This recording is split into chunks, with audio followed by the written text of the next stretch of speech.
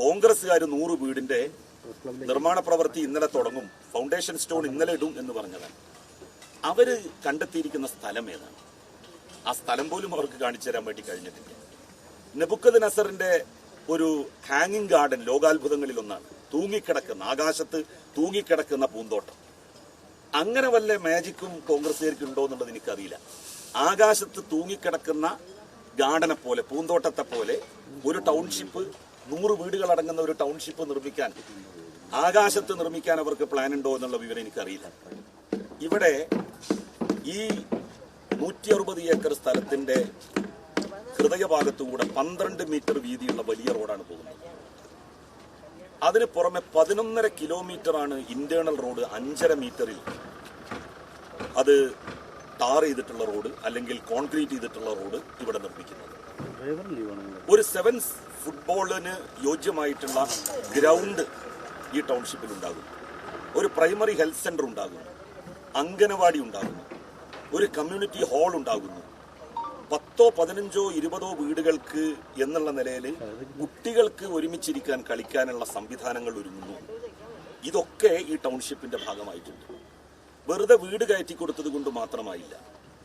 സർക്കാരിന്റെ സംവിധാനത്തിൽ നിന്ന് അവരെ പിടിച്ചു വലിച്ചു പല കാര്യങ്ങളും പറഞ്ഞ് കൊണ്ടുപോയിട്ട് അവസാനം ഇതാ കിടക്കുന്ന വീട് എന്നും പറഞ്ഞുകൊണ്ട് ആളുകളെ പറ്റിക്കാനുള്ള ഏർപ്പാടാണെങ്കിൽ അതിനെ ശക്തമായിട്ട് ഞങ്ങളെപ്പോലുള്ള ആളുകൾ നേരിടും. അതുകൊണ്ട് അവർ ചെയ്യേണ്ടത്, ഇവിടെ എന്തൊക്കെയാണോ സൗകര്യങ്ങൾ, സമാനമായ സൗകര്യങ്ങൾ, ഇവിടെ ഇപ്പോൾ ഓരോ വീട്ടിനും റോഡുണ്ട്. എല്ലാ വീടും റോഡിനോട് ഫേസ് ചെയ്തിട്ടാണ്, അഭിമുഖമായിട്ടാണ് പണിതുകൊണ്ടിരിക്കുന്നത്. അങ്ങനെ തന്നെ പണിയണം. ചതുപ്പ് നിലത്ത് ആളുകൾക്ക് പ്രയാസവും ബുദ്ധിമുട്ടും ഉണ്ടാകുന്ന രൂപത്തിൽ ഉണ്ടാവരുത്. പിന്നെ ഇവിടെ ഓരോ വീടിന്റെയും പിൻഭാഗമൊക്കെ വളരെ കെട്ടി സംരക്ഷിക്കുന്നു. വലിയ ഗർത്തങ്ങളുണ്ട്. അതൊക്കെ തന്നെ കെട്ടി സംരക്ഷിച്ചാണ് ഇവിടെ വീടുകളുടെ പണി പുരോഗമിക്കുന്നത്. എന്നാൽ നിങ്ങൾ അവിടെ ചെന്ന് നോക്കിയാൽ അറിയാം, ഒരു പുഴ പോലെ ഒഴുകുന്ന വലിയ കുണ്ടുള്ള ഒരു സ്ഥലം ആണല്ലോ അത്. അവിടെ അവര് മതിൽ കെട്ടിക്കൊടുക്കണം, മതിൽ കെട്ടി ഉയർത്തി സംരക്ഷിക്കണം ആ ഭാഗം. അതല്ല എന്നുണ്ടെങ്കിൽ ആളുകൾ അതിൽ വീണു പോകുന്ന സ്ഥിതി ഉണ്ടാവും. അപ്പൊ അതൊക്കെ എല്ലാ സംഘടനകളും കരുതലായിട്ട് ഉണ്ടാകണം എന്നാണ് എനിക്ക് പറയാനുള്ളത്.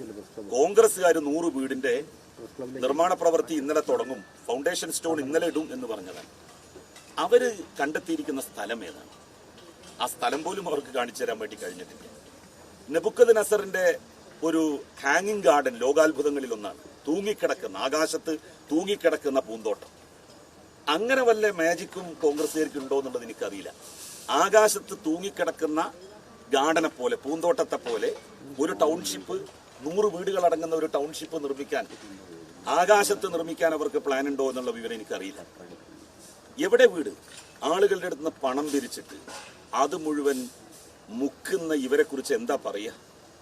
ഇങ്ങനെ ഒരു ഉത്തരവാദിത്തം അവർക്ക് ഏറ്റെടുക്കാൻ കഴിയില്ല. അവർ ഏതെങ്കിലും മനുഷ്യന്മാർക്ക് സംഘടിതമായിട്ടുള്ളൊരു ഉപകാരം ചെയ്തതായിട്ട് നമുക്ക് ആർക്കെങ്കിലും അറിയോ?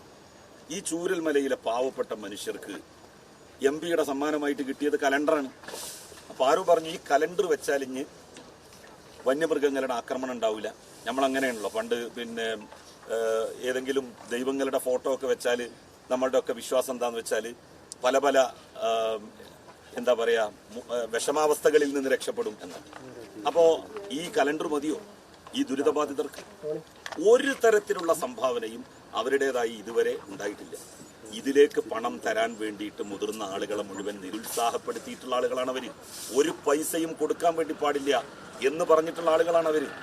ഈ ടൗൺഷിപ്പിൽ ഒരു കഴമ്പ് പോലും അവകാശവാദം ഉന്നയിക്കാൻ കോൺഗ്രസിനോ ലീഗിനോ കഴിയില്ല.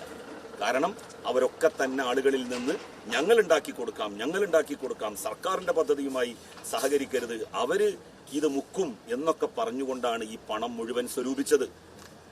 1 രൂപ പോലും അവരാരും കൊടുത്തിട്ടില്ല. ഇതിലേക്ക് സംഭാവന ചെയ്യണമെന്ന് ആളുകളോട് പറഞ്ഞിട്ടില്ല. നിങ്ങൾക്കറിയില്ലേ അതൊക്കെ?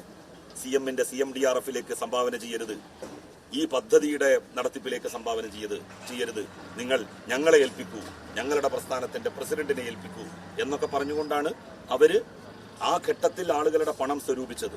അപ്പോ ഇവിടെ ഒരുക്കി കൊടുക്കുന്ന സൗകര്യം അംഗനവാടി ഉൾപ്പെടെ, ഹോസ്പിറ്റൽ ഉൾപ്പെടെ അവിടെ ഉണ്ടാവണം.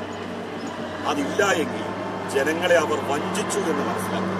പിന്നീട് ഒരിക്കലും അവരെ ഒരു മനുഷ്യനും വിശ്വസിക്കാത്ത സ്ഥിതി വരും. അതിനിട വരുത്തരുത് എന്നാണ് എനിക്ക് പറയാനുള്ളത്. ബഹുമാനപ്പെട്ട മുഖ്യമന്ത്രി പറഞ്ഞിരിക്കുന്നത് ഫെബ്രുവരി മാസത്തോടുകൂടി, ഫെബ്രുവരി അവസാനത്തോടു കൂടിയിട്ട് പരമാവധി വീടുകൾ കൊടുക്കുമെന്നാണ്. തീർച്ചയായിട്ടും അതിന് സാധിക്കുമെന്നാണ് ഇവിടെ വന്നപ്പോൾ എനിക്കും തോന്നിയത്. അതിന് മികച്ച ഉദ്യോഗസ്ഥനെ തന്നെയാണ് ഇവിടെ അതിന് മുഖ്യമന്ത്രി നേരിട്ട് തന്നെ നിയമിച്ചിട്ടുള്ളത്. 200 വീടുകളുടെ വാർപ്പ് കഴിഞ്ഞു എന്ന് പറഞ്ഞാൽ പ്രധാനപ്പെട്ട വർക്കുകളൊക്കെ കഴിഞ്ഞു. ഇനി ബാക്കി കാര്യങ്ങളാണ് ചെയ്യുന്നത്. രാപ്പകൽ ഭേദമന്യേ തൊഴിലാളികൾ വലിയ രൂപത്തിലാണ് ഇവിടെ ജോലി ചെയ്തുകൊണ്ടിരിക്കുന്നത്.